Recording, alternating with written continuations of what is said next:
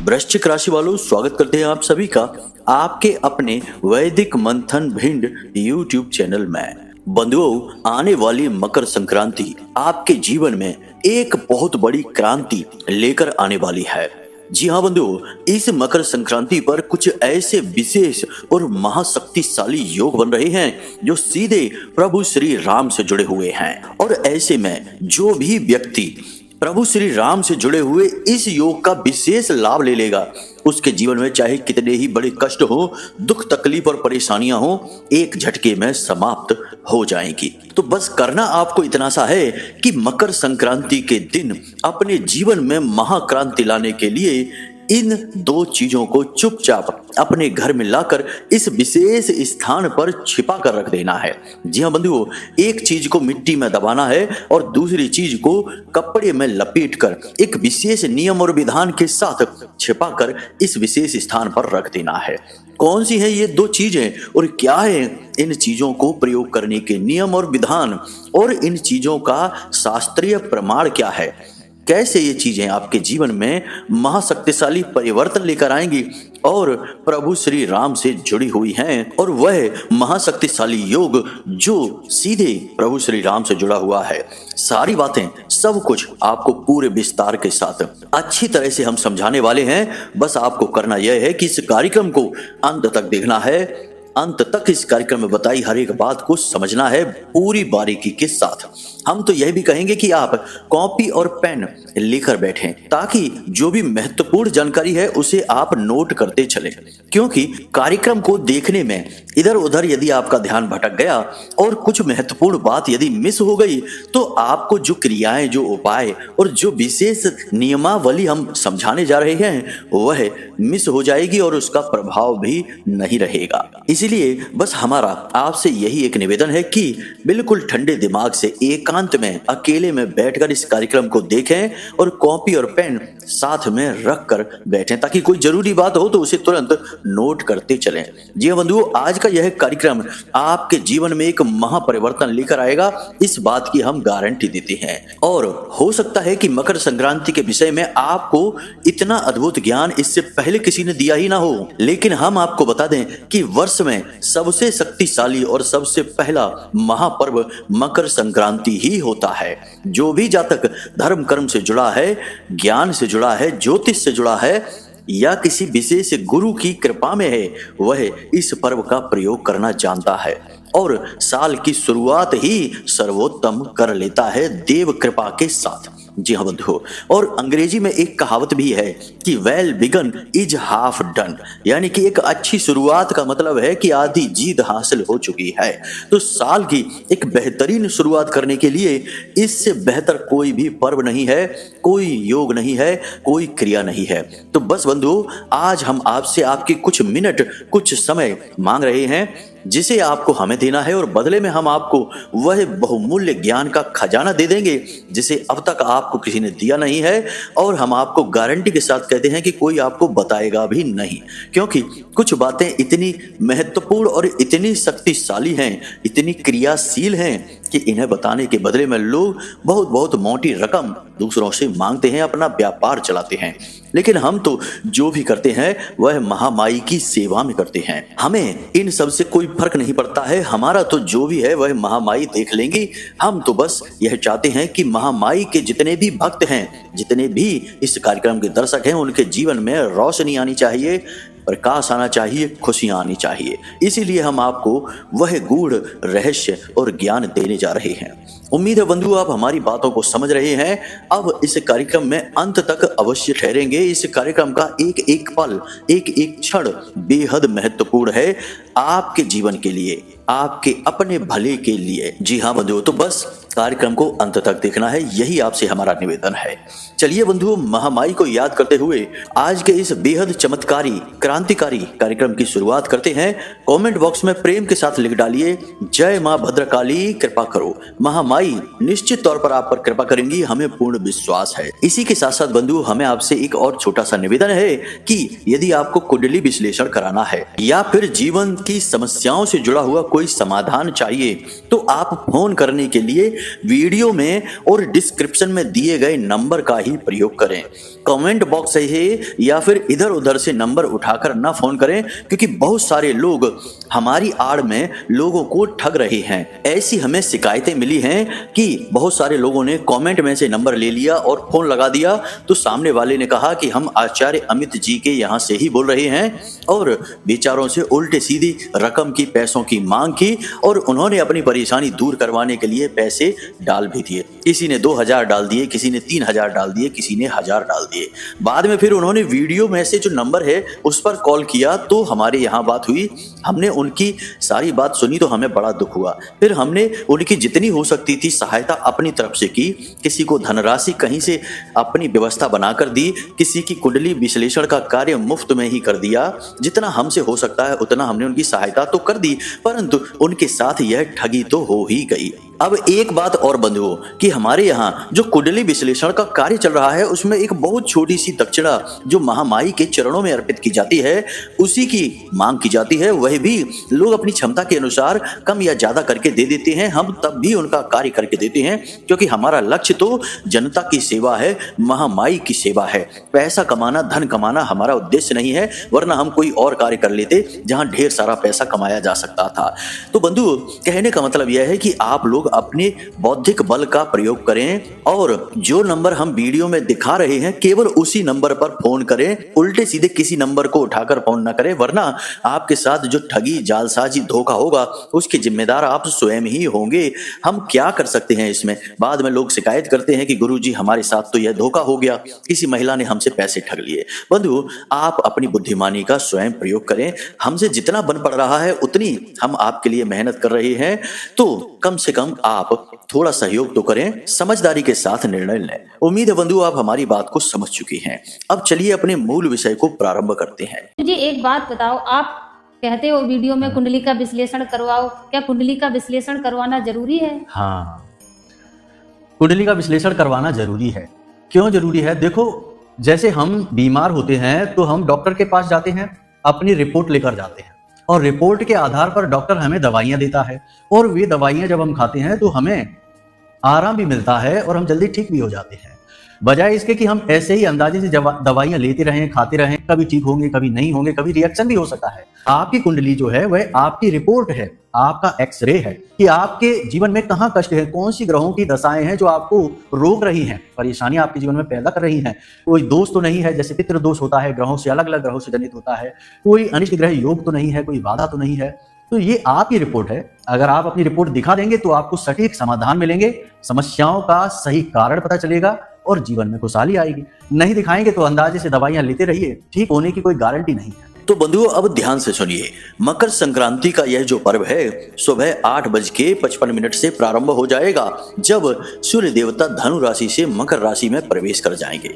सूर्य देवता का राशि परिवर्तन ही संक्रांति कहा जाता है। अब चूंकि यह सूर्य का परिवर्तन जो है वह मकर राशि में होगा, तो इसे मकर संक्रांति कहा जाता है। मकर संक्रांति इतनी महत्वपूर्ण क्यों होती है? तो बंधुओं, इसके महत्वपूर्ण होने के पीछे 2-3 कारण हैं। पहला तो यह कि यह वर्ष का पहला राशि परिवर्तन है सूर्य देवता का, और सूर्य देवता ग्रहों के राजा हैं और जीवनीय ऊर्जा के, प्रकाश के, रोशनी के, अग्नि के प्रतीक होते हैं। इसलिए इनका राशि परिवर्तन सबसे महत्वपूर्ण माना जाता है। अब यह महत्वपूर्ण क्यों माना जाता है, इसे एक नजर से और समझते हैं बंधुओं, फिर आपको सारी बात समझ में आ जाएगी। यह तो आप जानते ही हैं कि सूर्य देवता और शनिदेव पिता पुत्र का रिश्ता रखते हैं, यानी कि सूर्य देवता पिता हैं और शनिदेव उनके पुत्र हैं। हालांकि दोनों के बीच बनती तो नहीं है, परंतु रिश्ता तो है ही। अब ऐसा माना जाता है कि मकर राशि शनिदेव की स्वयं की राशि है, दोनों तरह से स्वयं की है, यानी कि मकर राशि के जो भाव स्वामी हैं वे भी शनिदेव हैं और कारक जो ग्रह हैं वे भी शनिदेव ही हैं। इस लिहाज से मकर राशि पूर्ण रूप से शनिदेव की राशि ही मानी जाती है। इस पर पूरा कब्जा शनिदेव का होता है। अब ऐसे में जब इस राशि में सूर्य देवता का प्रवेश होता है तो ऐसा माना जाता है कि एक पिता अपने पुत्र के यहाँ मेहमान बनकर आते हैं। तो ऐसे में जब कोई मेहमान बनकर हमारे घर आता है तो वह भले ही हमारा शत्रु ही क्यों ना हो, हमारी उससे बुराई ही क्यों ना होती हो, तब भी हम उसका मान सम्मान तो करते ही हैं। यानी कि अतिथि देवो भव की जो पद्धति है वह पद्धति यह कहती है कि चाहे कोई शत्रु भी हमारे घर में क्यों ना आ जाए, उसका मान सम्मान करना चाहिए। इसी लिहाज से शनिदेव अपने पिता सूर्य देवता का बहुत मान सम्मान करते हैं इस राशि में। तो जब इस राशि में शनिदेव के साथ सूर्य देवता का गोचर होता है, शनिदेव तो वहां पहले से ही है, उनका तो घर ही है, तो शनिदेव उनका बहुत स्वागत करते हैं। तो इस लिहाज से भी यह बहुत ही महत्वपूर्ण तिथि बन जाती है, अवसर बन जाता है। कारण इसका यह है कि शनिदेव बेहद शक्तिशाली ग्रह हैं और शनिदेव के कार्य करने की शैली कुछ इस प्रकार है कि लोग हमेशा उनसे डरते ही हैं। जी हाँ बंधुओं, जितने भी जीवन में कष्ट, परेशानियां, तकलीफ, रुकावटें और समस्याएं होती हैं, चाहे काम रोकने की समस्या हो, काम अटक कर होने की समस्या हो या फिर काम हो ही ना, इन सब के पीछे अधिकतर केसों में शनिदेव का ही हाथ होता है। तो इनकी काम करने की शैली ऐसी है कि हर जातक को ये कहीं ना कहीं किसी न किसी रूप में कष्ट पहुंचाते ही हैं। और वैसे भी हर जातक के जीवन में एक बार शनि की साढ़े साती तो आती ही है, जिसमें कि जातक को पता चल जाता है कि शनिदेव असल में हैं कौन, उनका सही रूप दिखाई दे जाता है। अच्छे से अच्छा जातक भी नतमस्तक हो जाता है, झुक जाता है शनिदेव के सामने। तो बस जब शनिदेव का इतना खौफ है, इतना डर है, तो ऐसे में सूर्य देवता के अपने घर में आते ही शनि देवता का यह स्वभाव एकदम बदल जाता है। शनिदेव बिल्कुल अपने स्वभाव के विपरीत कार्य करने लगते हैं, यानी कि जहां एक तरफ कष्ट, परेशानियां, तकलीफ दे रहे होते हैं, वहीं अब जातक को एकदम आगे बढ़ाने का कार्य करते हैं। जो भी काम शनिदेव के वजह से, उनकी महादशा से, उनके पितृदोष से या फिर किसी भी अन्य प्रकार से साढ़े साती की वजह से रुक रहे थे, बाधाएं आ रही थी, उन कार्यों में अचानक से गति आ जाती है। निर्धन जातक के पास धन कमाने के अवसर आने लगते हैं, बेरोजगारों के पास नौकरी के अवसर आने लगते हैं, जितने भी दुख, तकलीफ, परेशानियां, बीमारियां हैं तो वे दूर होने लगती हैं। यह शनिदेव का एक विचित्र स्वरूप है जो देखने को मिलता है केवल 1 महीने के लिए। जी हाँ बंधु, जब तक कि सूर्य देवता मकर राशि में रहते हैं। इस लिहाज से भी यह बहुत महत्वपूर्ण अवसर बन जाता है। चाहे कोई भी स्थिति हो, लाभ तो जातक को मिलना ही चाहिए, लेकिन यहाँ पर होता यह है कि जातक समझ नहीं पाता है। देखिए, एक बात समझिए कि जब लंबे समय तक कोई एक विशेष स्थिति जीवन में रहती है तो लोगों को उस स्थिति की आदत पड़ जाती है। मानकर चलिए कि अगर किसी के एक पैर में लगातार दर्द रहे और कई वर्षों तक दर्द बना रहे, तो एक बार जब अचानक दर्द ठीक भी हो जाएगा तब भी उसे ऐसा वहम होता रहेगा जैसे कि उसके पैर में दर्द ही है, हल्का हल्का तो है ही, कम से कम उसे इस बात का वहम बना ही रहेगा, शक रहेगा उसकी नजर में। तो ऐसा ही आपके साथ भी होगा इस महीने में। जी हाँ बंधुओं, 14 तारीख के बाद कि आपके जीवन में जो कष्ट, परेशानियां के मुख्य कारण हैं, जैसे बेरोजगारों की बेरोजगारी की समस्या है, काम धंधे व्यापार की काम धंधा नहीं चल पा रहा इसकी समस्या है, या किसी के घर में बीमारी की समस्या है, तो जैसे ही समय बदलेगा 14 जनवरी के बाद, मकर संक्रांति के तुरंत बाद स्थिति बदलनी शुरू हो जाएगी। लेकिन लंबे समय से आप समस्याओं से पीड़ित हैं तो आपको वहम होगा, यानी कि जो बेरोजगार है उसे नौकरी के अवसर तो दिखाई देंगे, लेकिन वह उन अवसरों को पहचान ही नहीं पाएगा। कहीं ना कहीं उसे ऐसा ही लगेगा कि यह नौकरी भी बेकार है, किसी काम की नहीं है, या फिर इसमें भी समस्याएं हैं, परेशानियां दिखाई देगी, क्योंकि जो परेशानी में है उसे परेशानी देखने की आदत सी पड़ चुकी है। तो यही आदत की वजह से जातक अपने जीवन में परिवर्तन नहीं ला पाता है। बंधुओं, एक बात याद रखना कि कोई भी इंसान चाहे कितनी ही पूजा पाठ करे, धर्म कर्म का कार्य करे, मंदिरों में जाकर दीपक जलाए, सेवा करे प्रभु की, जब तक अपने आचरण का सही आकलन नहीं करेगा और परिवर्तन नहीं करेगा, उसके जीवन में कोई परिवर्तन नहीं आएगा। हजारों ऐसे लोग हमने देखे हैं जो बहुत चालीसा पाठ करते हैं, बहुत मंदिर में जा जाकर भगवान की सेवा करते हैं, बहुत पूजा पाठ करते हैं, परंतु उनके आचरण बड़े ही निम्न स्तर के हैं। चुगलियां करना, बुराइयां करना, दूसरे की कष्ट में आनंद की प्राप्ति करना, इस प्रकार के आचरण की वजह से उनकी हर प्रकार की पूजा पाठ निष्फल है, वे खुद कष्ट में बने ही रहते हैं। तो आचरण सबसे महत्वपूर्ण है। इसलिए हम आपसे कह रहे हैं कि आपके जीवन में जो 14 तारीख के बाद में अवसर आएंगे, सुनहरे अवसर, उन्हें आपको पहचानना ही होगा। हर हालत में उन पर नजर बनाकर रखें, अवसर आएंगे अवश्य ही। अब ध्यान से सुनिए बंधुओं, मकर संक्रांति शुरू होने से पहले पुनर्वसु नक्षत्र का संयोग बन रहा है। इस संयोग में प्रभु श्री राम का जन्म हुआ था, यानी कि मकर संक्रांति के ठीक पहले का जो समय है 8:55 से ठीक पहले का, सुबह के 8:55 है, उससे पहले का जो समय है उस समय में ऐसा नक्षत्र है, ऐसा संयोग है कि प्रभु श्री राम का जन्म हुआ था, यानी कि यह कितना पवित्र समय हुआ। अब यह जो पुनर्वसु नक्षत्र का संयोग है यह सुबह 10:17 तक चलेगा, यानी बंधुओं 8:55 से लेके 10:17 तक का जो समय है वह बेहद पवित्र और बेहद शक्तिशाली समय है, जिसमें कि सूर्य देवता तो धनु से मकर राशि में प्रवेश कर ही चुके होंगे, यानी मकर संक्रांति का पर्व शुरू हो चुका होगा और एक ऐसा नक्षत्र, एक ऐसा संयोग भी होगा जिसमें कि प्रभु श्री राम का जन्म हुआ था। तो सोचिए कि कितना पवित्र समय है। अब लगभग 1.25 घंटे का यह जो समय है, इस समय का आपको बहुत प्रयोग करना है अच्छी तरह से, बुद्धिमानी से। तो अब ध्यान से सुनिए कि मकर संक्रांति के दिन आपको कौन से कार्य करने हैं। एक और बात यहाँ पर बंधुओं कि मकर संक्रांति के दिन सही तरीके से यदि पिंडदान और तर्पण किया जाए तो पितरों को भी संतुष्टि मिलती है, पितृ भी तृप्त हो जाते हैं, क्योंकि जो पितृलोक की स्थिति है वह सूर्य लोक के ठीक बगल से ही होती है। सूर्य देवता से पितरों का बहुत बड़ा संबंध होता है। जैसे कि 15 दिनों के पितृपक्ष में जब पितृ देवता धरती लोक पर आते हैं तो ऐसा माना जाता है, शास्त्रों में लिखा है कि सूर्य देवता की किरणों पर सवार होकर ही पितृ देवता की ऊर्जा इस धरती लोक तक पहुंचती है। तो सूर्य देव से भी पितृ का यानी पितृ देवताओं का सीधा संबंध होता है। तो अब आपको क्या करना है, ध्यान से समझिए। हम आपको बताने वाले हैं 4 ऐसे कार्य, फिर हम आपको बताएंगे उन 2 चीजों के विषय में भी। जल्दी से समझिए कि सबसे पहले आपको सूर्योदय से पहले जागना है और स्नान आदि करके पूजा पाठ कर लेना है। जी हाँ बंधुओं, फिर इसके बाद आपको 8:55 पर मंदिर चले जाना है, यानी कि मंदिर कोई भी हो सकता है, हनुमान जी का हो सकता है या शंकर जी का हो सकता है। बेहतर होगा कि आप भोले बाबा के मंदिर ही जाएं। अब आपको क्या करना है, ध्यान से समझिए। भोले बाबा के मंदिर में जाकर आपको पूजा पाठ करना है। जो जल आप भोले बाबा के ऊपर समर्पित करेंगे, यानी शिवलिंग पर जल डालेंगे, उस जल में आपको कुछ चीजें मिलानी है।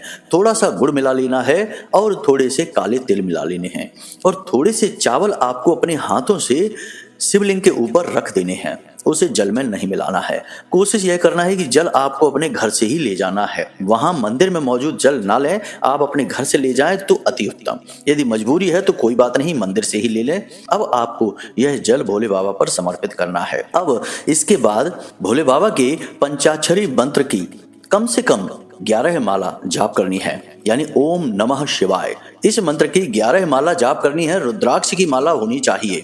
बंधुओं, यदि आपके पास समय कम हो तो आप 1 माला भी कर सकते हैं, कोई बुराई नहीं है, परंतु 11 माला का बहुत अधिक फल प्राप्त होता है इस दिन।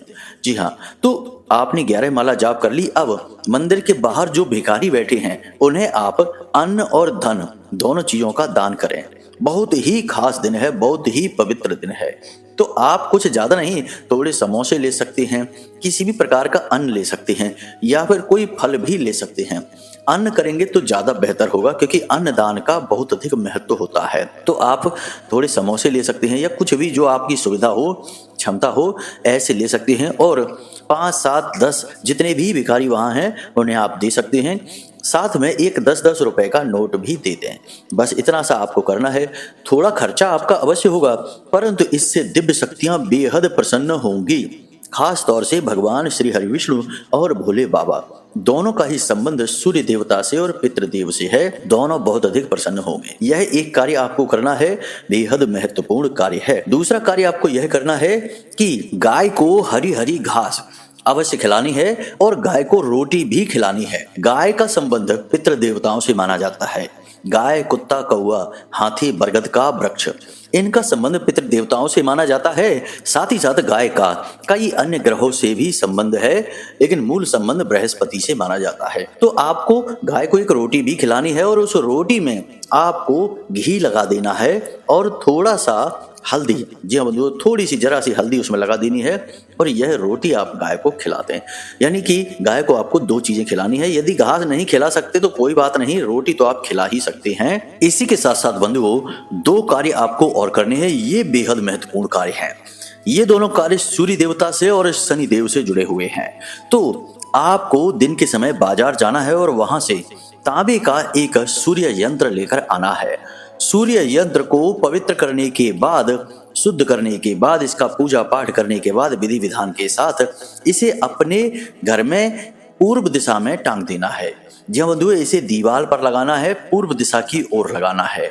सूर्य यंत्र आपके घर में हर हालत में होना ही चाहिए। यह सूर्य देवता का प्रतीक है, सकारात्मकता का प्रतीक है और आपके घर से हर प्रकार की नकारात्मकता को भगाने का कार्य करेगा। आप चाहें तो इस सूर्य यंत्र को अपने पूजा घर में भी लगा सकते हैं, वह भी पूर्वी दीवार पर, या फिर आप चाहें तो इसे अलमारी में रख सकते हैं। परंतु एक चीज का ध्यान रखें कि इसे आप पूर्वी दीवार पर रखें। इस यंत्र की पीठ पूर्व दिशा की ओर होना चाहिए और इसका मुख पश्चिम दिशा की ओर होना चाहिए।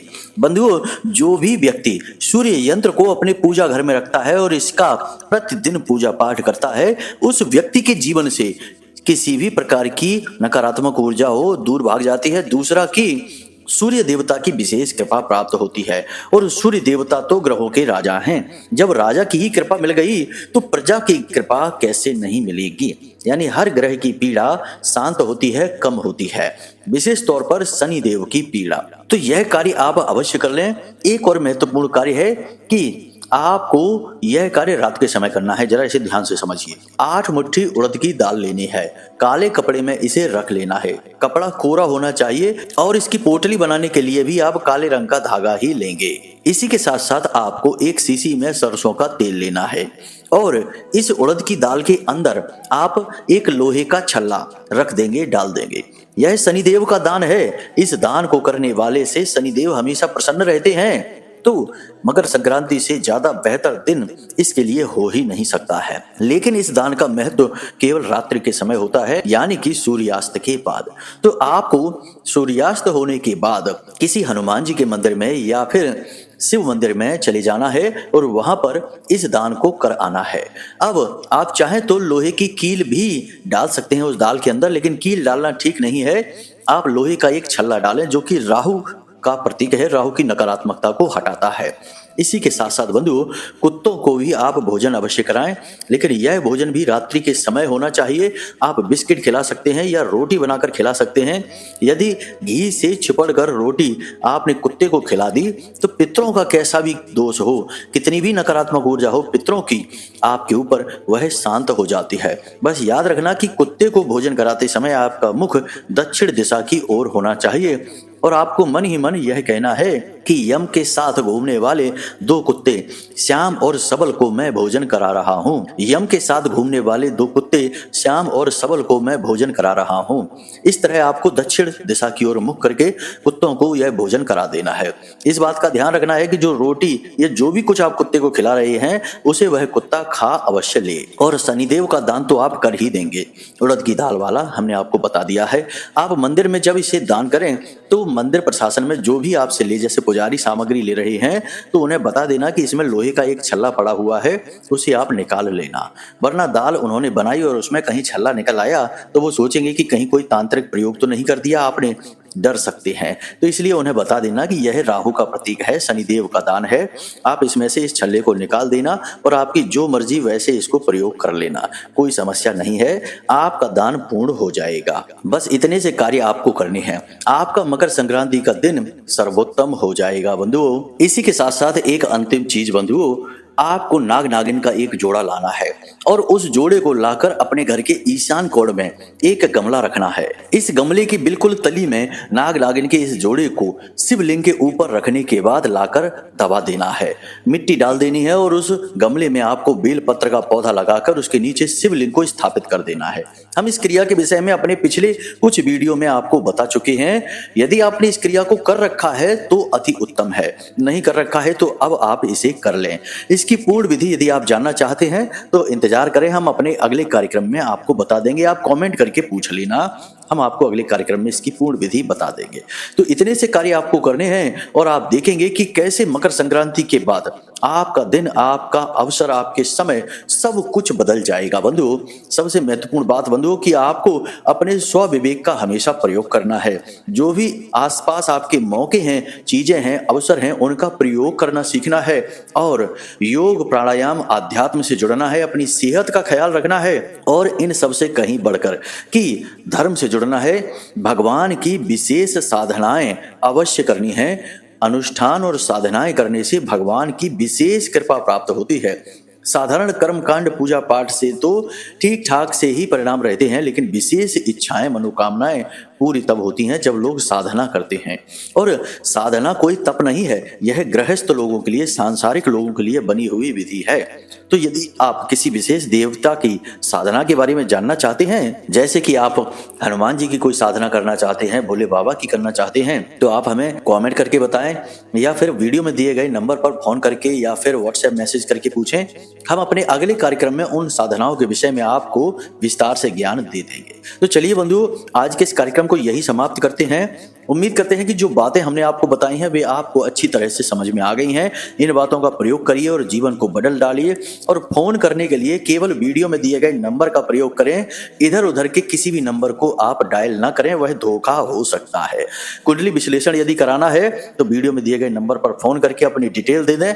बिल्कुल छोटी सी दक्षिणा के साथ आपका श्रेष्ठतम कुंडली आकलन हम स्वयं करके देंगे। जी हाँ बंधुओं, इसी के साथ साथ आज के इस कार्यक्रम को यहीं पर समाप्त करते हैं। हमेशा हंसते रहिए, मुस्कुराते रहिए, सकारात्मक रहिए और महामाई जगत माई पर अपनी आस्था और विश्वास बनाकर रखिए, क्योंकि आपका उद्धार, आपका कल्याण तो वहीं से होना है।